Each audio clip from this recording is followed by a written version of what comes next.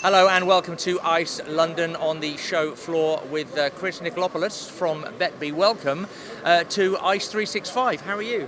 Very well. Thank you for the opportunity to talk to you. It's been a great show so far, and we're looking forward to repeat it next year. And of course, we'll move on to next year. Let's start where you've been for the last 2 years. The last ICE here in London was your first ICE.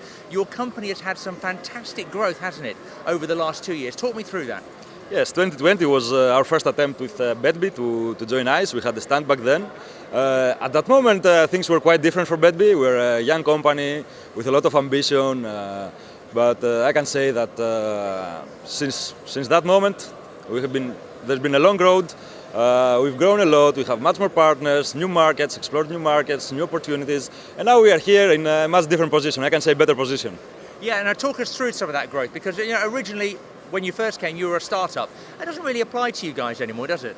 It's true. It's been a long road, as I said, and at the moment I'm happy to say that we're working with over 100 different brands all over the world. We're exploring new markets. We started in the last 12 months, we started in Latin America.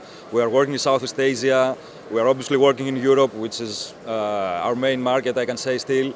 But I believe for the coming months as well, our growth is more likely to come from these new exciting markets and not only from Europe. Yeah, you talk about those new emerging markets for you as a young business, no longer a startup, but still very agile. Yeah. What's your growth going to be looking like then for the next couple of years? You know, there are markets right now in the world which are really exciting. Markets in Latin America especially, like Brazil or like Colombia, markets like that. Brazil is on the edge of being regulated, and that will definitely change the landscape there.